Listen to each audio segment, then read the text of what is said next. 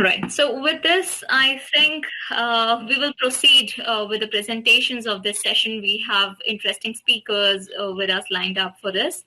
So the first speaker in line with us is Gaurav Shah. He is the founder and CIO of Farm Influence Automation. He would talk about the technology and automation which are shaping the future of controlled environment agriculture. In short, we call it CEA. So Gaurav, I hand over the stage to you. Please, let's listen to what you have to say. Thank you very much, and good morning, good afternoon, good evening, everyone who is out there. And I was there with the first session also, so there was a good introduction, given by Ian, given by Ramin, and also, Dr. Praveen about how, vertical farming and hydroponics is taking shape in India, right? So since we belong to India, we have been trying to, a partner, an instrumental partner in actually giving the right set of technology, to the vertical farm sector. And because this sort of farming is actually a lot of technology oriented, and it needs a lot of help in terms of automation and technology to run it smoothly, right? So whenever we talk about vertical farms, we get a picture, in our mind with some clean farms, sort of good vertical farming, happy looking leafy vegetables and, the produce. And, a lot of good things, residue free, a lot of things which actually we call it in sort of, clean farming techniques, right? So this is all, possible only if we have the right set of controls, right set of technologies, right set of sensors, which are actually, installed, implemented at the farm. And we can actually give you the right sort of, insights and information about what is happening to the produce, what is happening to the plants, about the nutrition, about the climate and everything. And this helps a lot of decision making, and it helps a lot of preventing a lot of damage. So this is what we actually try to do. I'll just start my presentation. So I'll be talking more about the use of technology and automation in, specific vertical farming, and also in general about, in the farming scenario.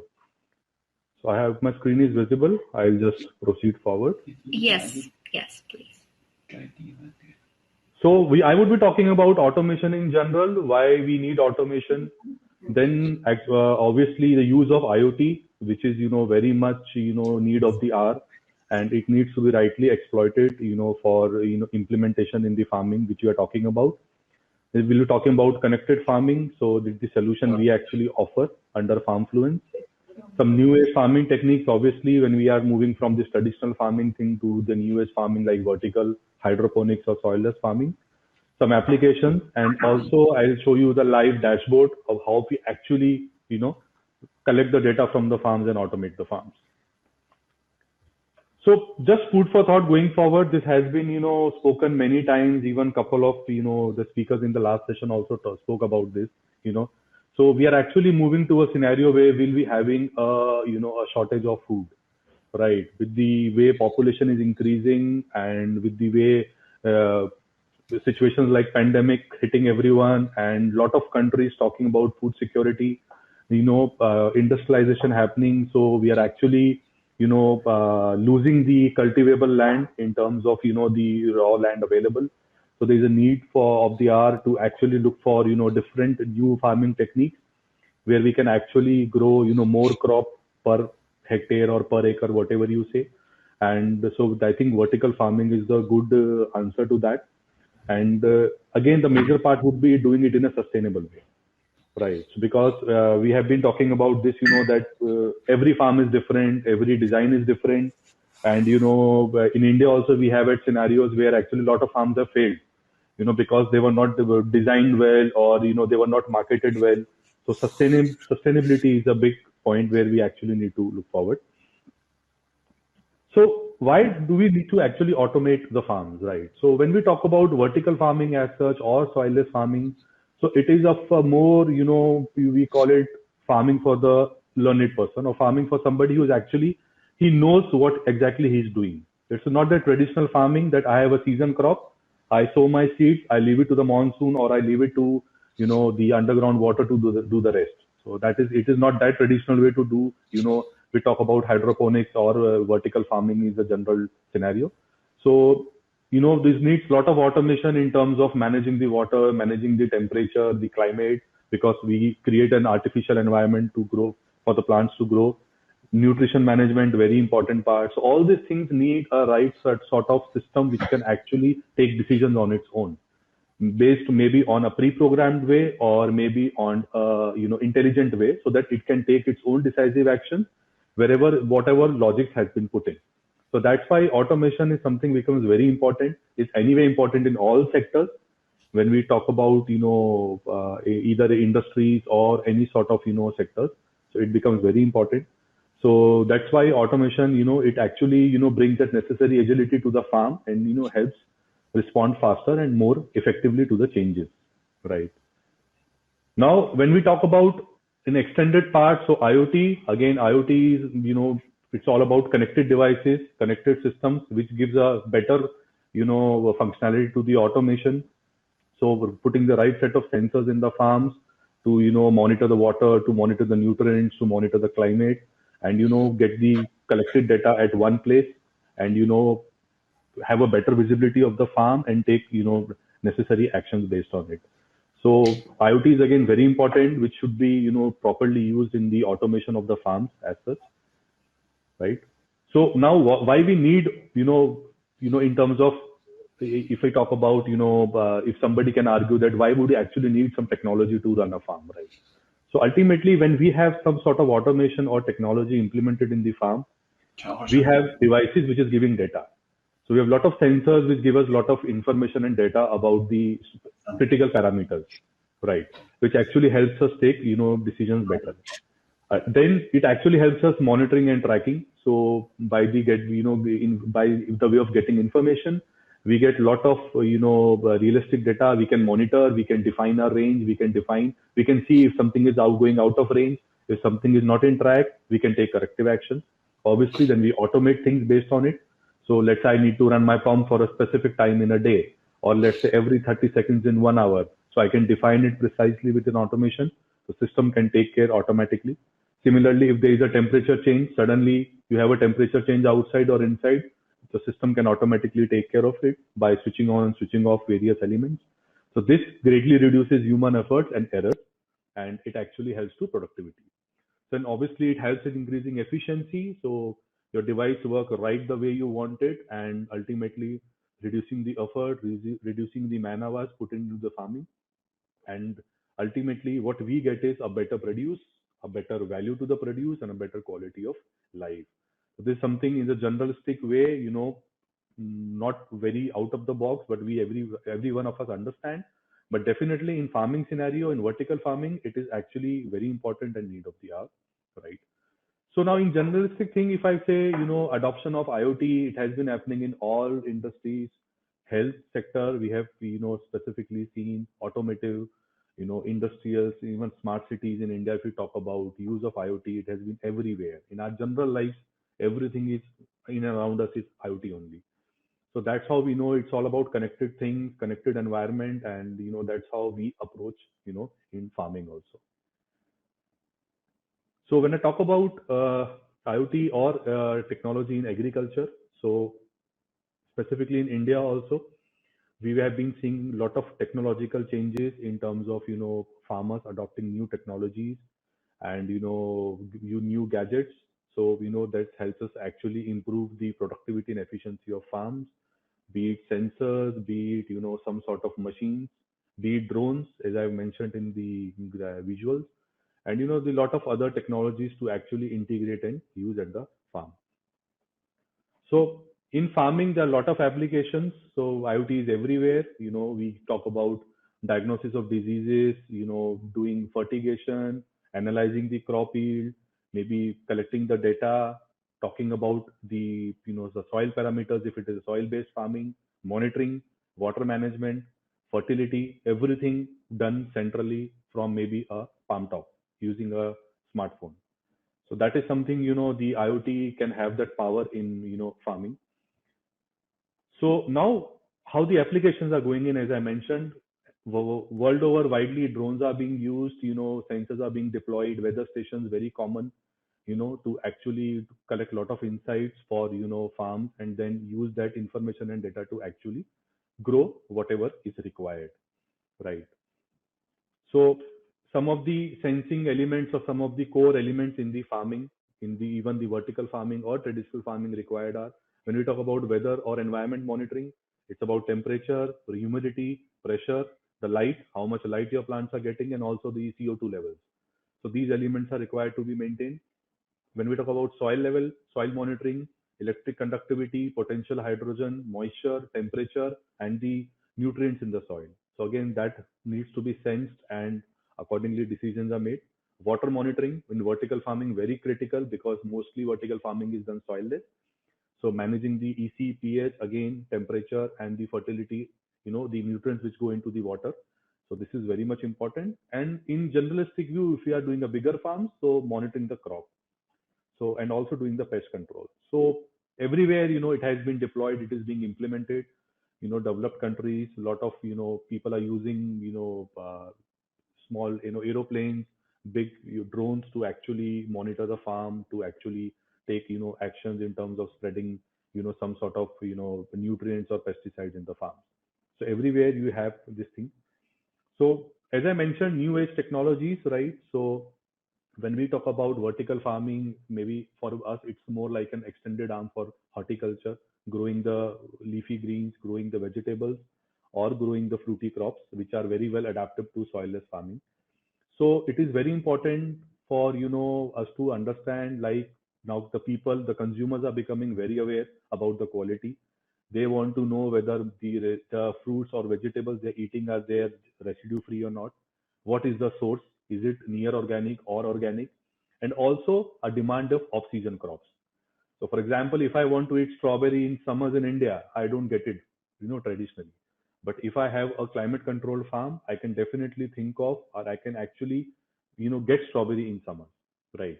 So that is again a big opportunity in terms of, by using the right set of technologies and, using, better ways. So actually to get the better produce, higher produce and sell in the market.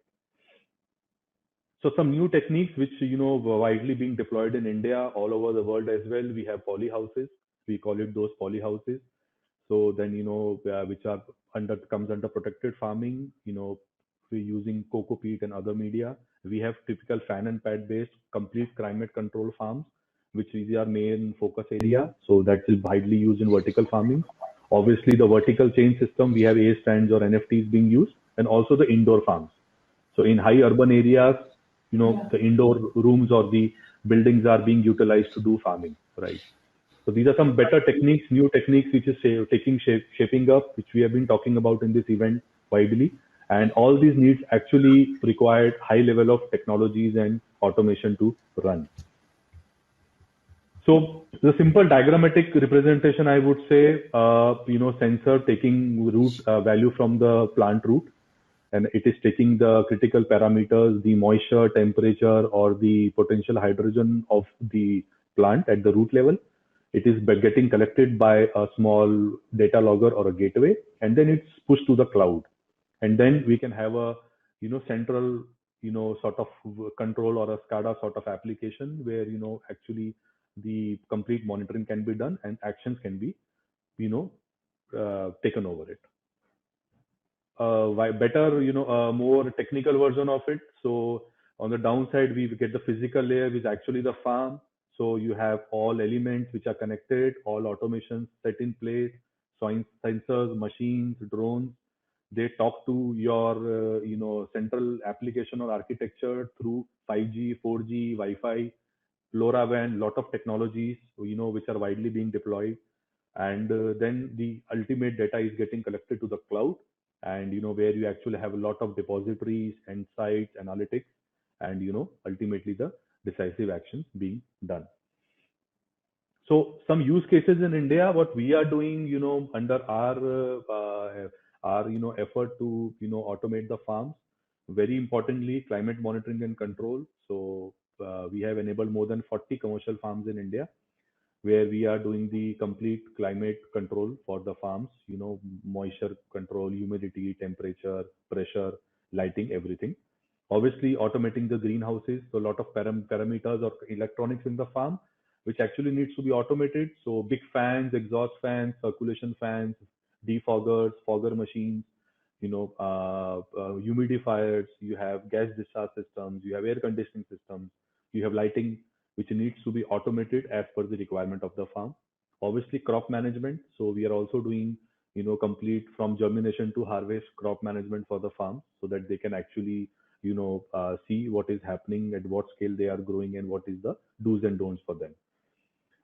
Cattle management, it's being done, but not codely part of this, so I would just skip it. Drones, widely, very widely, if being used nowadays. Even government is widely deploying, drone technologies for collecting GIS data for, doing farm surveillance in India. Fertigation, very important. So when we to talk about vertical farming, so fertigation is something which is, very critical because everything relies on water. All the nutrient goes through water. So right fertigation is very much important. So we are doing that. Predictive analysis, once we get a lot of data, live data from the field at a centralized location, at the right dashboard on a mobile app or a web dashboard. So a lot of analysis is being done and system accordingly learns from it. And again, very important, last but not the least, energy monitoring. When we talk about vertical farming, yes, they are power intensive. You need to have a lot of power to run systems, to run applications, and where actually the cost, of the crop increases because of the power consumption. So energy monitoring is very important, to actually ensure that, the right set of systems are deployed, right codes, right logics are deployed, and, so that it is also, you know, not creating that greenhouse effect. So this is something we are doing in India, most little more on the architecture side. So we talk about the environment control of the polyhouse. Then we have the water management, the pH, EC, water temperature, all those things sensed in the mother tank. Then all the controls. So through modules, all the big fans, RO systems, foggers, sprinklers, any electronics which is in the farm which has to be controlled, and also the dosing part, as I mentioned. So the nutrition dosing or the fertigation, that is also automatically done by the system. A central application, a central unit installed in the farm, and it also talks to the cloud. So it sends the data to the dashboard and to the mobile app, and where you can have a two-way control, and the farmer or the owner can actually even remotely monitor or manage his farm.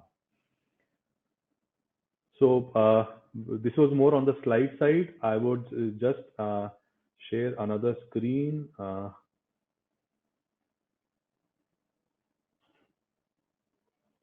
I hope it is visible. So I am showing a live dashboard, of how the farm is being monitored centrally.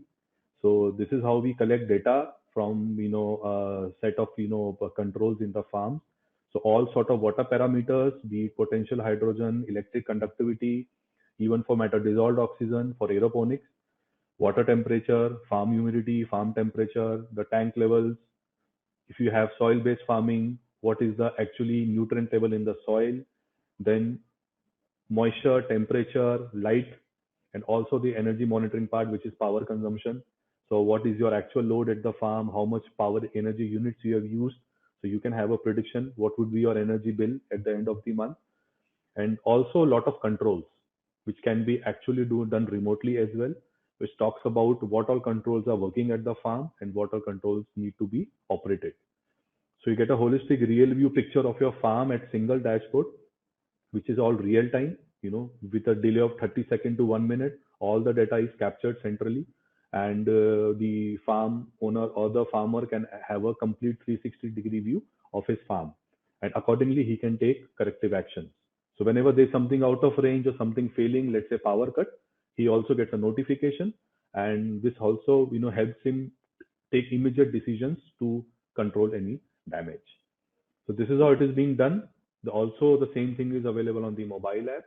So this is what we see as a need of the hour in terms of any sort of farming. The technology needs to be exploited in the right way and deployed. It has to be cost effective. So we are trying to be very cost effective in terms of deployment, in terms of the complete stack creation for the farmers. Because anyways, we have understood in the earlier session as well. Though vertical farming or hydroponics is a bit expensive affair, right? So it takes a lot of amount to set up a farm, run the farm operationally, and specifically in India, we have a critical scarcity of resources.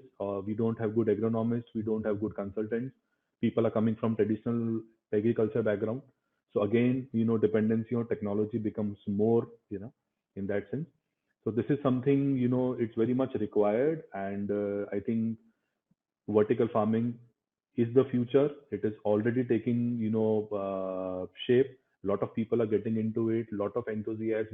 I speak with a lot of people who are willing to set up farms, who are willing to set up, urban farms, and contribute to this, clean food ecosystem.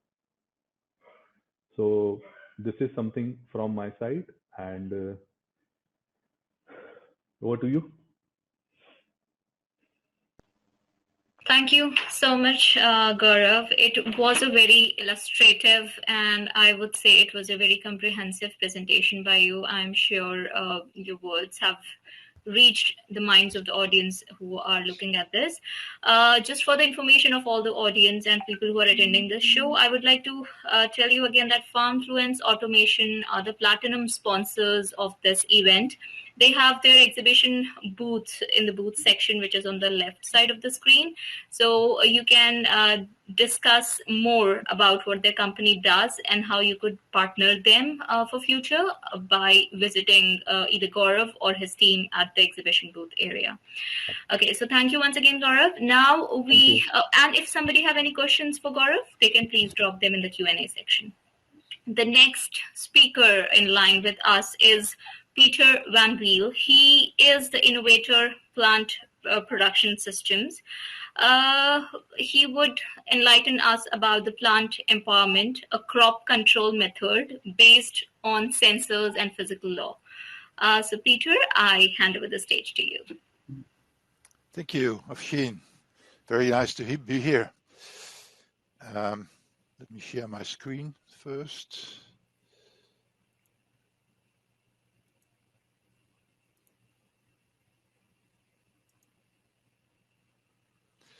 I guess you can see my presentation now. Okay, thank you. Well, great to be here. And today I'm going to tell you more about plant empowerment. But let me introduce myself first. I worked as a researcher for Wageningen University for a long time. But I'm retired now and I started my private company, Weel.invent, and I'm focusing on research and development. I'm also co-author of a book about plant empowerment, and you can find more about this on the plantempowerment.com website. And today I'm going to introduce you a little bit in plant empowerment. What is it? But what's more important, I like to focus on one specific subject, just to give you a more detailed view on how plant empowerment can be used in your operation. Now, plant empowerment is a data-driven cultivation control strategy. Gaurav gave a nice introduction about all kinds of sensors, and we like to use sensors to make the plant feel comfortable. Plant empowerment is based on laws of physics and physiology. We think that human perception and blueprints are unreliable and a limiting part. So we like to listen to the plant and, well, give him whatever he needs. And we use plant sensors to support the observation. The nice thing about using plant sensors is that you don't need to have any experience. So even young students are now trained to use the plant sensors to learn very fast about what the needs of the plants are. Plant empowerment is also based on balances, actually 3 greenhouse and 3 plant balances. So we don't focus on specific set points like temperature or relative humidity, but we focus on a combination of those things, and I will give you more detail about that. And what's important to say is that Plant Empowerment has proven that you will have a very sustainable production in terms of use of resources and chemicals. Actually, we were one of the groups that joined the Autonomous Greenhouse Production Challenge in 2019, and we actually won it because we used the least amount of natural gas, water, nutrients, and at the same time at the highest production. So we already proved that this is a very good method to be very sustainable. Now, I cannot give you all the details about plant empowerment today. The time is too short for that. So I have decided to dive into one specific subject that I think is very important for growing plants in a vertical production system. And that's how can we use plant empowerment to optimize this assimilation process. And the assimilation process consists of two parts. First of all, the production of sugars under light conditions, called the photosynthesis. And once you have produced the sugars, you have to make sure that they are reverted into growth, and that's what we call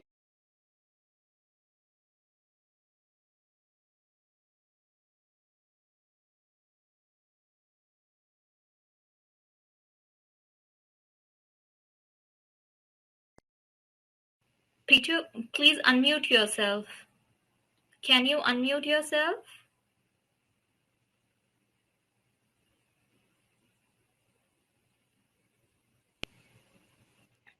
Yes. how long Now, was please I go back to your muted? presentation. Yeah. Please go back to your presentation. Yeah. Perfect. Okay. Okay. So let's have a look at how we can optimize the assimilation process.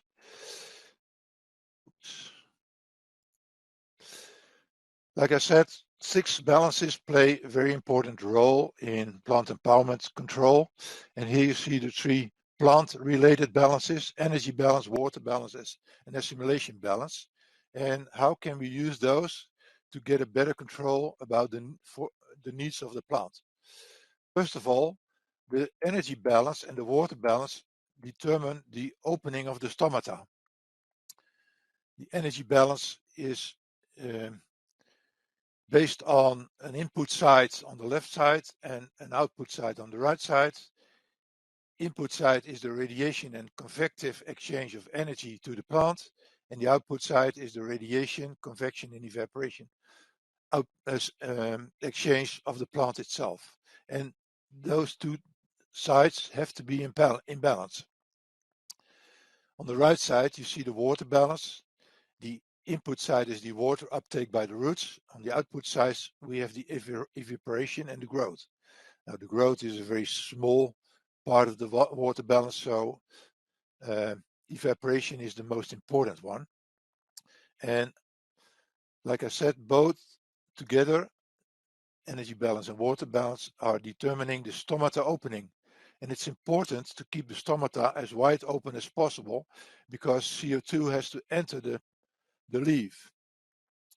And entering the leaf means that you have production of sugars. What's important to say is that if you want to keep your stomata open, it's very important to keep the relative humidity inside the greenhouse very high. And that's to reduce the transpiration, evaporation side of the water balance as low as possible, because then the water uptake and the evaporation will be more in balance, and that means the stomata will not close. Okay, now that we have production of sugars, we have to convert them into growth. And what's important here is that you need to have a specific relation between the amount of light during a day. So let's say on this graph here, you have a specific amount of light during the day, and you have to take care, you need to take care that at this particular day, you have a specific amount of temperature. average temperature over 24 hours. That is really important to convert all sugars into growth. So stomata play a very important role in this game, and what's important is that we are able to control stomata opening. That's what Plant Empowerment can do for you with the help of sensors. To do that, we need to use some formulas in combination with sensors.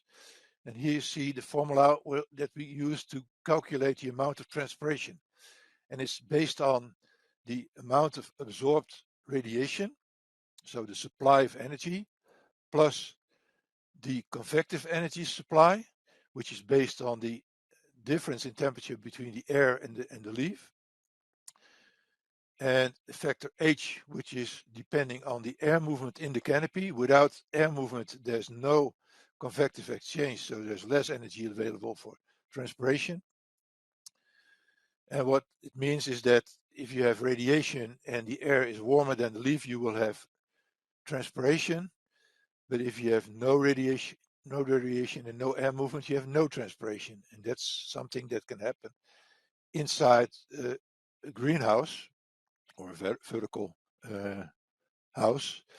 Lack of air movement is reducing the transpiration. That's not good for conversion of sugars and also not good for the uptake of calcium inside the plant. Now, how can you measure that? You can measure the net absorbed radiation with a so-called net radiometer, which you see here. It measures radiation coming from above and radiation reflected by the plant from underneath. And then it gives you a line like this. This is multiple days, and in the night, in the dark, you see that it's a negative value. The plant is losing energy. And when it's losing energy, it means that there's less energy available for transpiration.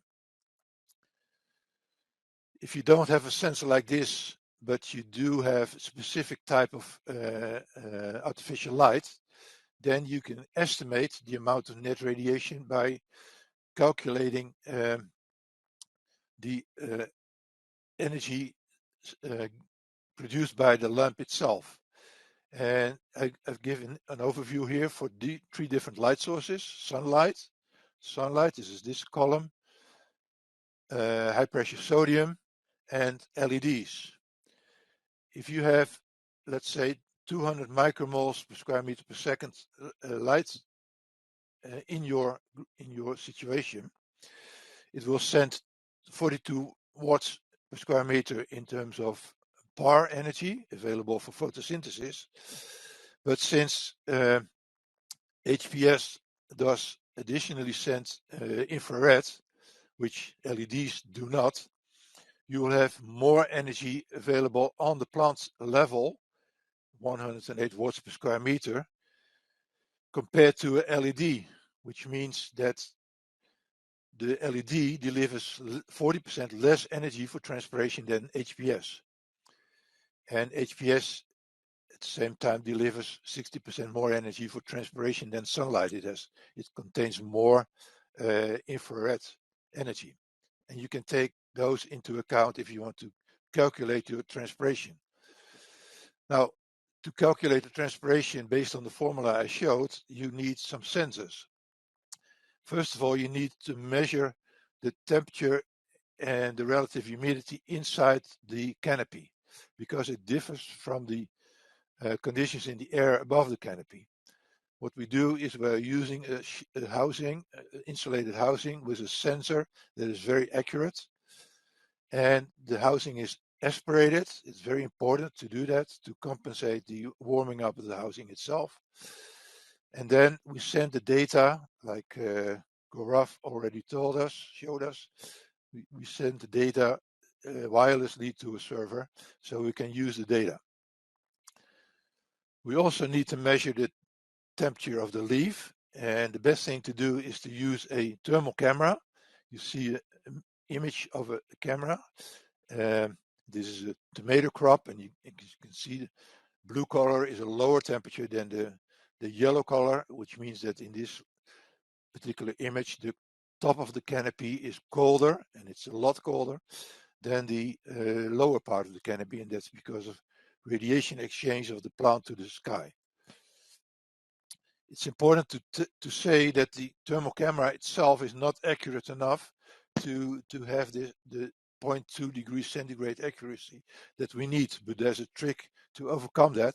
If you have a sensor that's very accurate, like a PT100, in the image of your camera, and you cover it with a tape that has the same radiation characteristics as I'm sorry, as a plant, then you have a reference measurement, and if you compare the two measurements of the plant and the sensor, you can connect them and make the thermal camera more accurate. Now, after you have done the measurements and have calculated the transpiration, so you can do that in your own situation on your particular crop with the instruments that I showed you, then you can also use the same information to calculate the stomata opening. And like I said, the stomata opening is very important to make sure that all the CO2 available in your greenhouse is available for the plant. And you can use this formula to make that calculation. The conductance of the stomata for water vapor is G, and you need to calculate the vapor pressure inside the leaf, which is determined by the temperature of the leaf, and you have measured that with your thermal camera. And you also need to measure the vapor pressure of the air surrounding the leaf, and we have done that with the wireless temperature relative humidity sensor. And then we know that we can calculate this particular formula, and then you can produce a graph like this, showing you the actual development over a day of the opening status of the stomata. This is a crop in a greenhouse with intense sunlight, and as you can see in the afternoon, there's a drop in opening status of the stomata. This is what we call the afternoon depression or afternoon stress, and this is the result of too much transpiration in the morning. The stomata were open at that moment, but the transpiration was bigger than the supply of the roots, and that means that the plant is losing water and is not able to keep up the high transpiration during the day, and it starts closing its stomata. And that's something you should prevent in any situation. Also, if you have multiple layer systems with artificial light, for instance, then same thing can happen. So by collecting microclimate and tissue data, as I've shown you, you can prevent this stress, for instance, by reducing the transpiration in the morning, and that can be done by increasing the relative humidity in the morning in your situation, because it will reduce the transpiration of the crop. Now, assuming that you have done everything right and you have optimal photosynthesis, you still need to work on conversion of the sugars into growth. And like I showed before, you need to keep an eye on the so-called plant balance. Every day that you need to measure the amount of light, the sum of light that the plant has collected. And you can do that with a PAR sensor, for instance, or with the net radiation sensor, and then calculate or measure the average day temperature. And if the day temperature has been too low, then you will get a very strong plant with little production. Or if the temperature was too high, you will get a very weak and tall plant.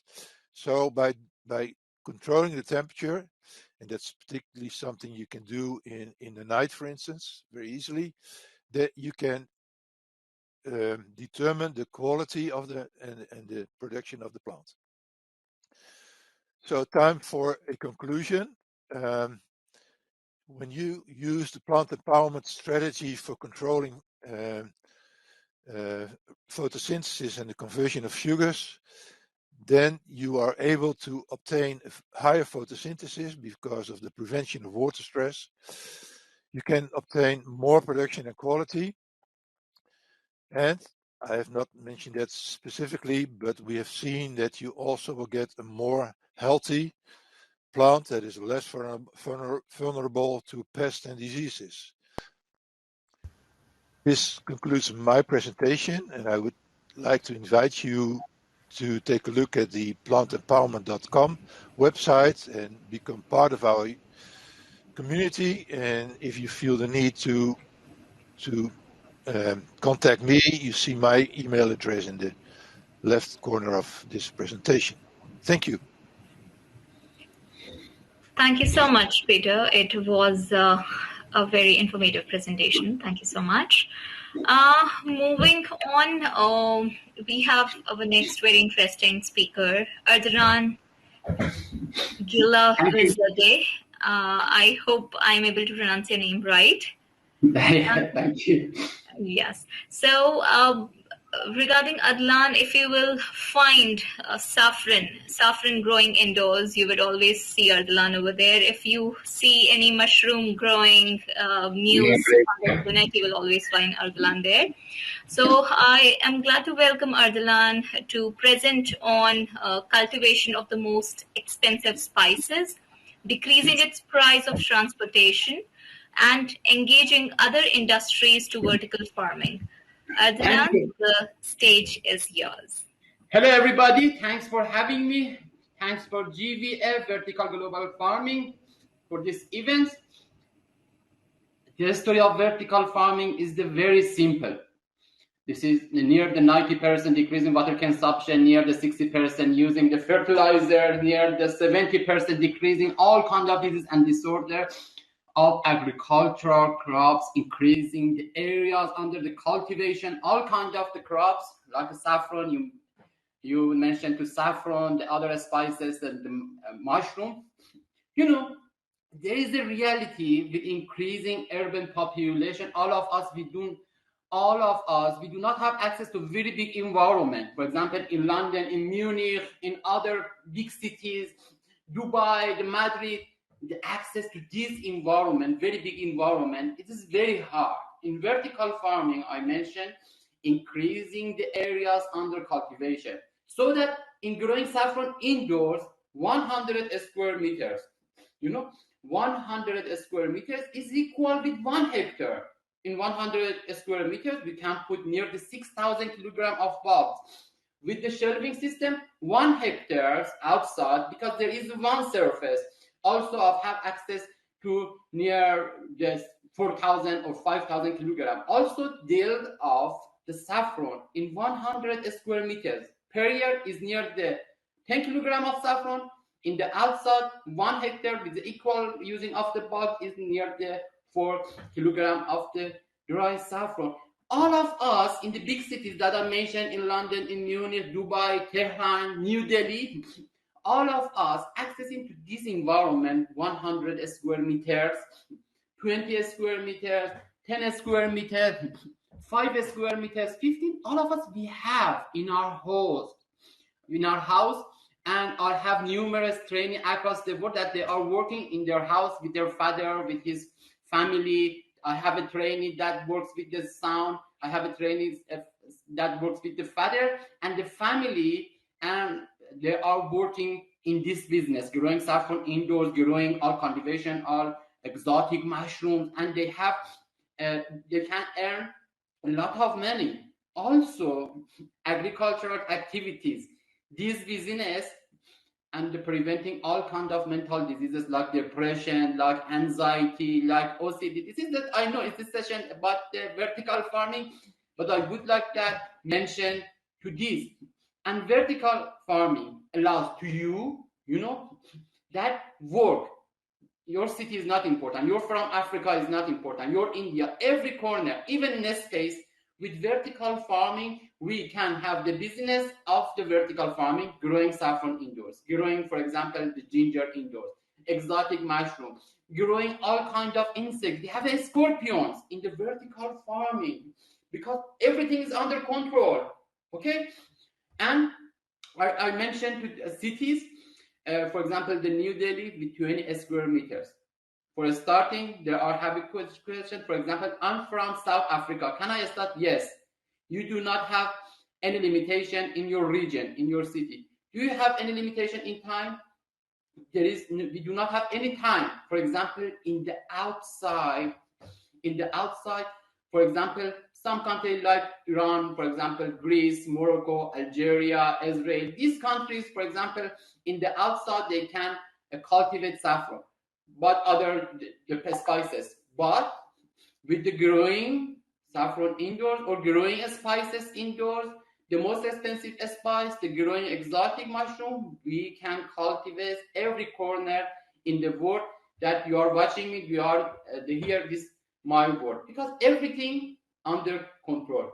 Even, for example, have a 60. My recommendation for my trainees, start with 60 square meters. The 60 square meters is the suitable for starting. In the 60 square meters, we can put near to 4,000 kilograms of bulbs. Between 60 square meters to 100 square meters. For example, if you have 1,000 square meters, okay, the good news, you should divide for control, for better control of the environmental factors. And I think you receive the answer. Every word that you leave, you can start growing saffron indoors. Only thing that you need to completely cover. In your house, okay, you can. In your restroom, in your bathroom, in the every room, every chamber that you have in the access. This is very important. This place for yourself. For example, for the starting, for the testing, even you can start with the 10.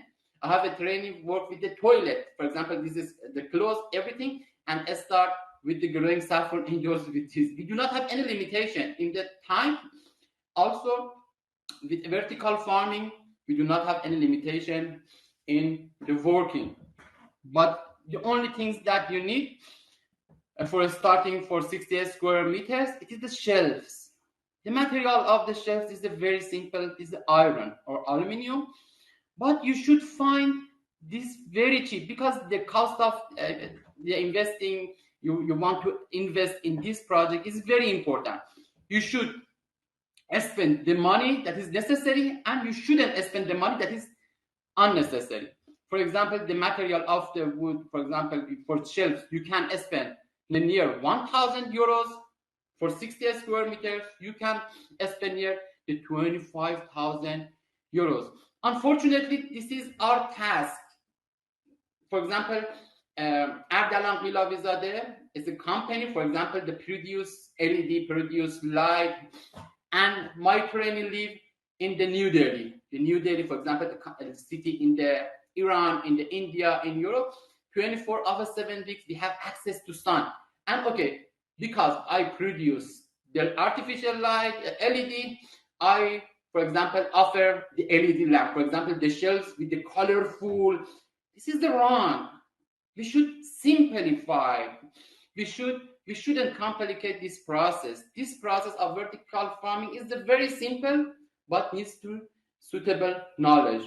The shelving system and the control of the environment, like carbon dioxide, temperature, light, and humidity.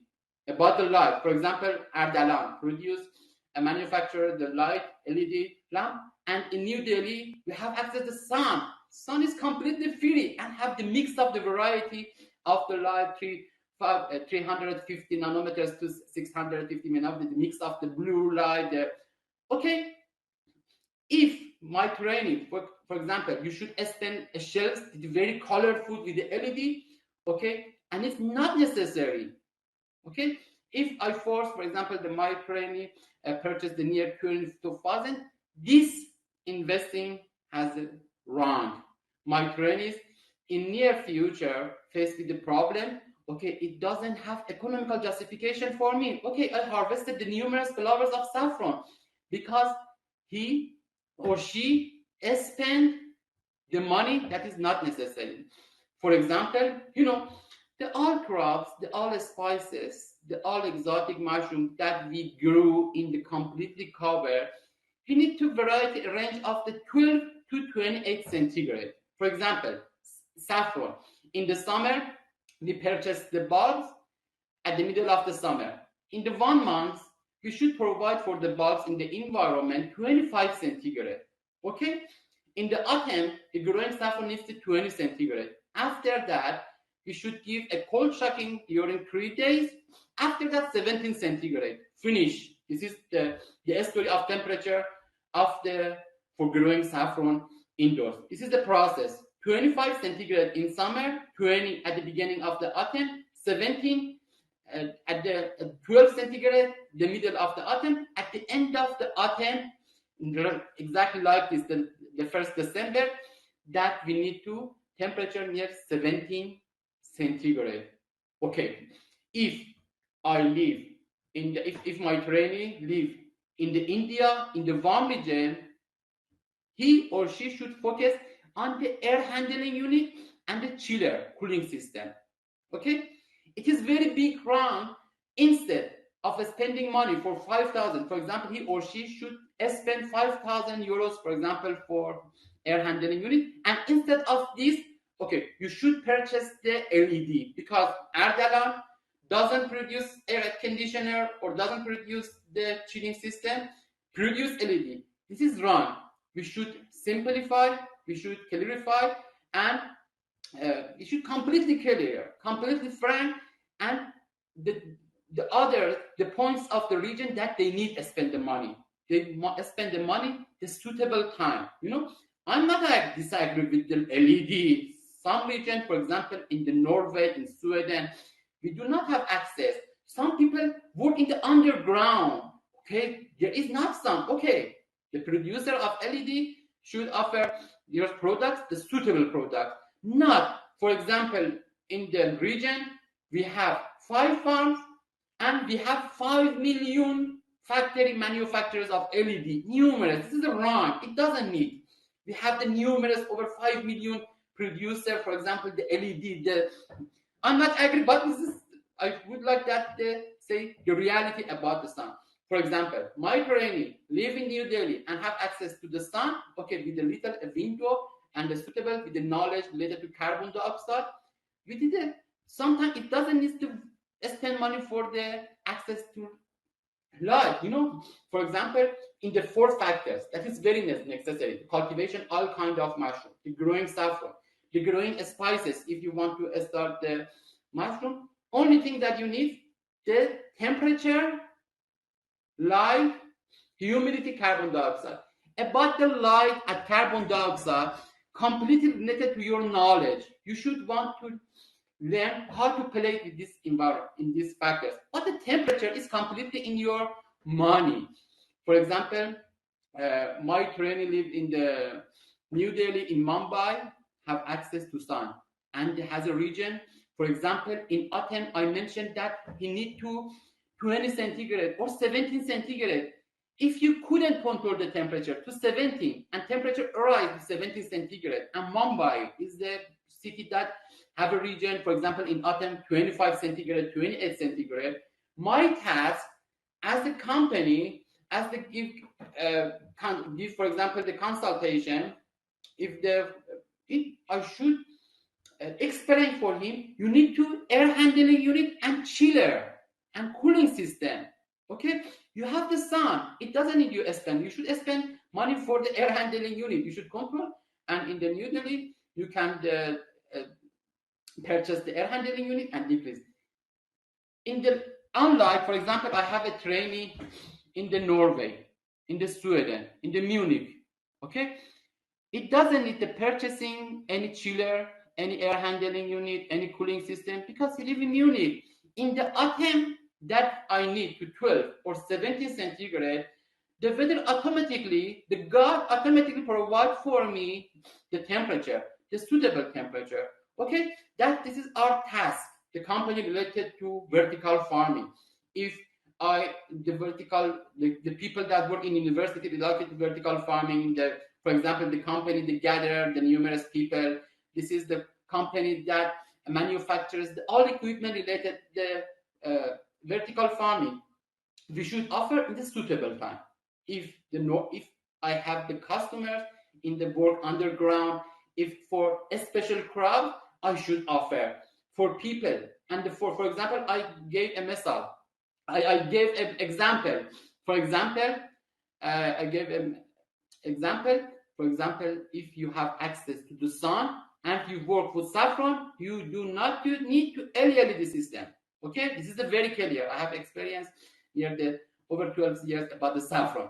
For example, some crops, I don't know, maybe in the city that have access to the sun, maybe a little necessary. But my recommendation because my recommendation always is that if you have access to the sunlight, you can use the sunlight with the change the dimension of the window, and another things. About the growing saffron indoors and the spices, the good news is this doesn't need you having any agricultural background. We do not have any limitation in age. I have a trainee that is 12 years old. I have a trainee 70 years old, and all city in the different countries work in this culture. And another good news is the 80% of equipment that you purchase for this vertical farming for exotic mushroom is the same. For example, if you work in the growing saffron indoors, for example, 3 months, your chamber, your environment is empty. You can work, for example, purchase the compost of the exotic mushroom, the compost of shiitake, the compost of the button mushroom, the compost of the shimeji mushroom, the compost of the lion's mane, hericium. This is good news. 80% or 90% of equipment for example, the growing saffron is the same for exotic mushrooms, for ginger growing, for blueberry, for example, for other crops, other scorpions, insects, and it doesn't need, for example, if we want to, for example, change for the 3 months that our greenhouse is empty, we shouldn't purchase another things for another crops. For example, in the reishi mushroom and the saffron in the controlled environment is some point is completely near the heat. For example, the reishi mushroom and saffron, because the reishi mushroom needs to over 1,000 lux, and the saffron is also need to over 1,000 lux. In the temperature in the vegetative phase is the saffron needs to 25 centigrade, also reishi mushroom to 25 centigrade.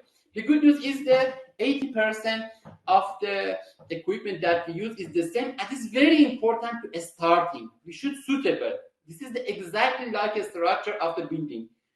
We should provide, this is the majority of my trainees provide the equipment that can use, have a different crops during 1 year, have experience, and in addition, saffron have a ginger, in addition have a exotic mushroom, shimeji, shiitake, king oyster, okay? And also the suitable. About the growing saffron indoors, in the summer, you purchase, in the September, you purchase the bulbs. In the weight of the bulb is very important, the weight of should be around near over 15 grams. In the 4,000, in the 60 square meters, you can put around 4,000 kilograms of bulbs. And each 1,000 kilogram of bulbs gives you around 1 kilogram dry saffron. If the best condition, you can have also from 1,000 kilogram of bulbs, 1.5 kilogram dry saffron. It means 60 square meters gives you every year around 6 kilogram of saffron. If you have the 100 square meters, 10 kilogram dry saffron per year. And the price of the saffron these days has doubled. For example, each gram of saffron in your country, in India, actually is near the 500 rupees in each gram of saffron. In Italy, 30 euros. In the Germany that I live in, each gram is near the 18 euros. Each kilogram of saffron here in Germany is near the 18,000 euros. Each gram of the saffron in the London is 10 euros. In the Morocco each gram of saffron is 4 euros. In the Algeria, 2 euros. They have very the price fluctuation. With vertical farming, we can fit. Okay, we can fit this temperature, and gradually we have the good dealer, bad dealer. Good dealer always is all good. The dealer, I do not have any problem with the dealer. But this vertical farming, the decreasing the shipping, for example, we have a country, for example, about the crops. For example, the ginger growing in the Africa. Okay, in the Southeast Africa, we, in the center of the Europe, we produce a ginger, okay? And every people in India, okay, you can produce in your home, in your Africa, and the easily ginger. It doesn't mean the African people worry about that. Okay, in my country, in the outside, ginger easily grew, and the Europe every year per $1 million or $2 million for this exporting. And okay, vertical farming is eliminating my business. No, it is completely wrong. Exactly. I would like that speak with the farmers that live in Africa. Even, for example, you have the ginger in your country. Do you have received the real benefit of the ginger outside? Not exactly. The 99% of this problem related back to the dealers. Bad dealers are getting $1 million or $1 billion of some crops for this chip. And with vertical farming, we eliminate all obstacles.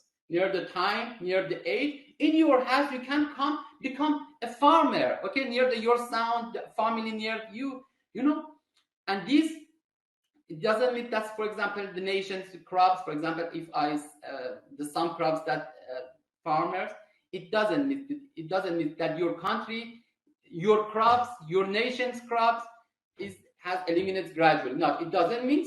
And with the vertical farming, we have the balance between prices in the growing saffron indoors.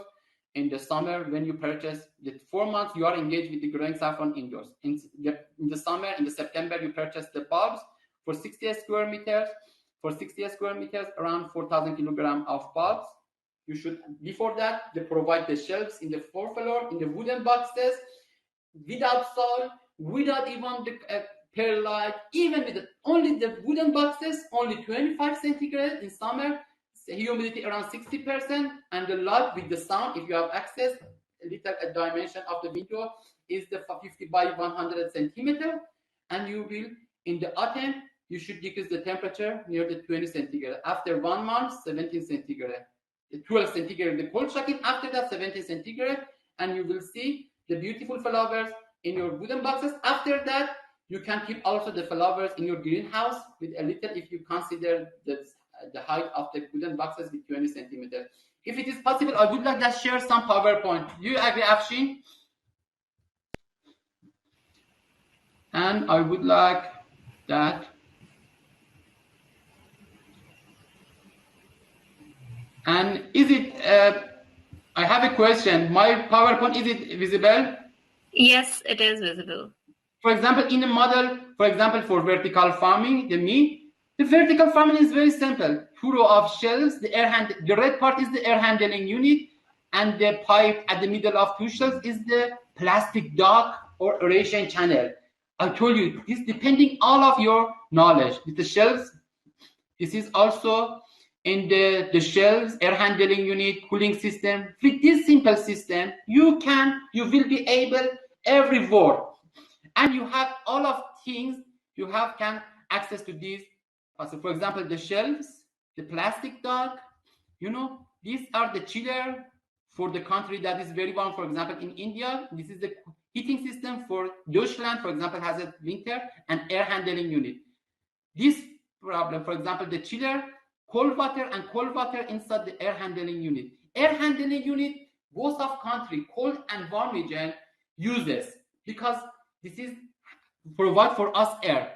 But in winter, that we have the hard winter, this boiler works, and boilers, warm water connected to the heater, connected to the air handling unit, and air handling unit provide for us the warm air.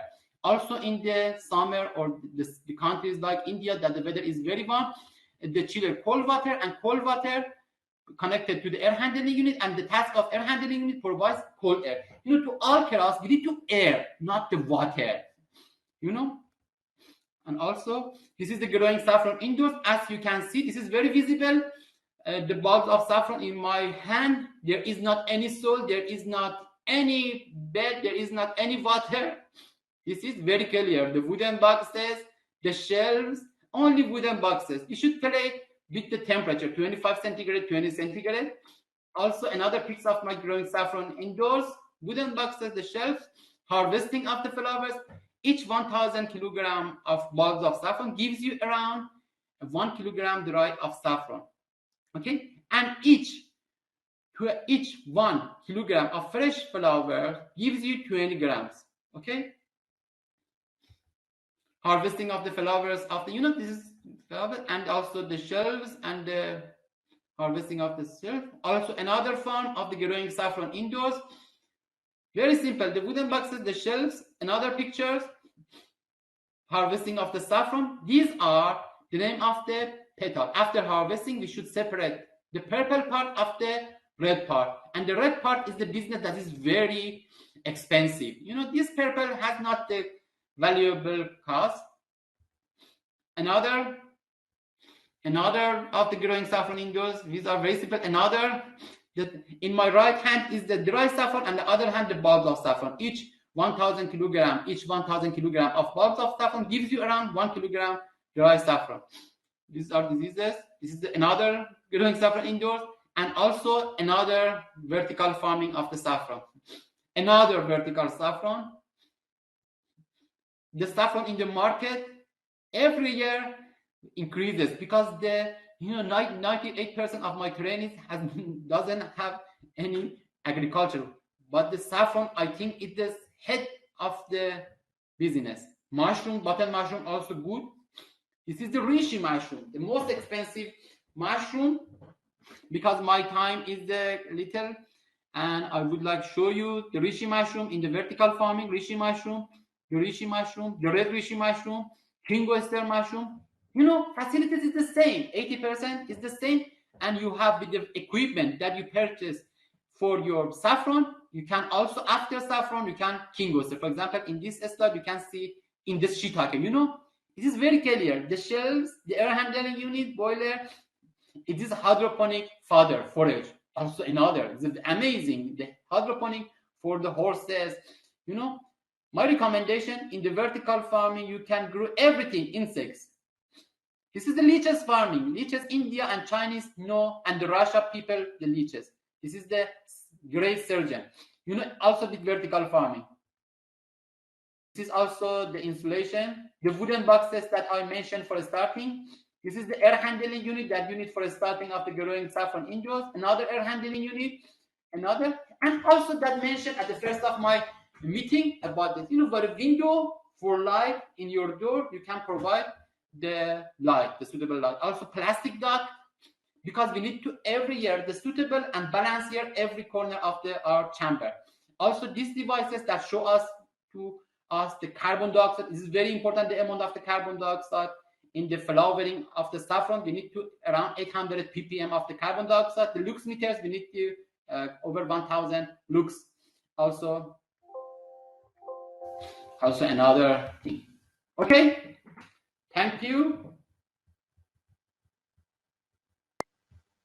Thank you so much, Arslan. Thank you so much for a very interesting presentation about how such a costly product like saffron can easily be grown in the vertical farming process with a nice innovation. Thank you so much. Thank you so much, Arslan. You're welcome.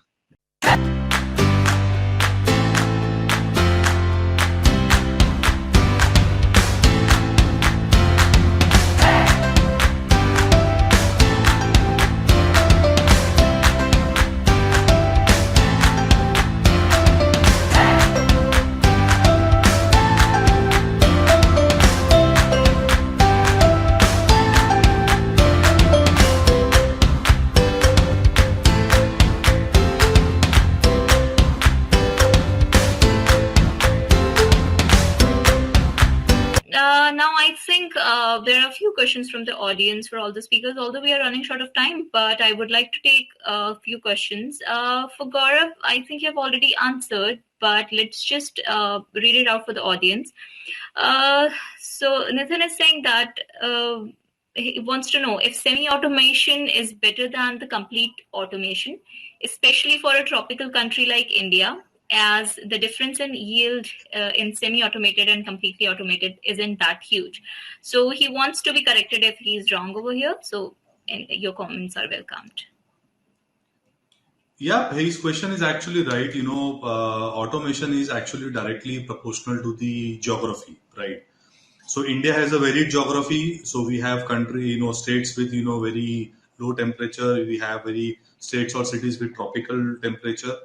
If I built a farm in Chennai, I would be using a net house, which will have a least of automation. If I built a farm in Gujarat or in Madhya Pradesh or Rajasthan, I will be having extreme temperatures, so I would be needing more automation. So accordingly, it's actually dependent on what you grow, which geography, what area you are growing, and what season you are growing. So that's how it depends what type of investment has to be done on the automation.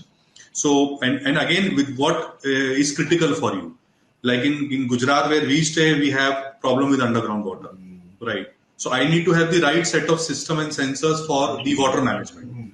If you staying in Uttar Pradesh or Punjab, you have a better underground water.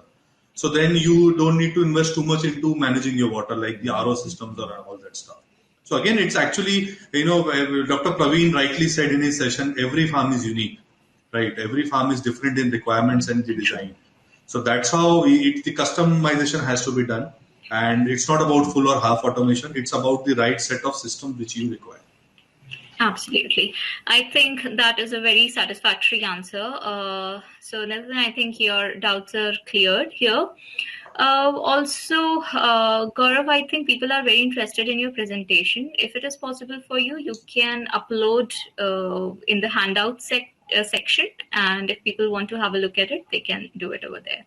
Sure, I will do that. Yes. I think the next question is for Peter. Peter, the question is, what do you think about the wavelength of light, red, blues, greens, with the closure or opening the stomata?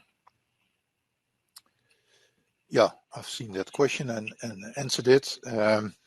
It is known that blue light will stimulate the opening of the stomata, but I have a warning. You have to be very careful to do that because you need to take into account that there must be enough water available for the photosynthesis process to be optimal. So you have to use the sensor that I showed to make sure that your water status of your plant keeps in balance. And well, that's I think all right. said about this. Yeah. Perfect. Thank you so much, Peter, for answering it. And now I think we have last question for Adnan. This is basically about the commercialization of saffron. So the question is, what is your vision to the future to commercialize the production of saffron and accelerate production in the vertical farm? Adnan, are you here with us? Okay. No, I don't think we have Adlan. So I think whenever Adlan sees this question, he will come back to you for the answer. So Ken Burrows, who was supposed to be the last speaker of this session, was unfortunately able to join us due to some reason. So with this, we will officially end the session 2.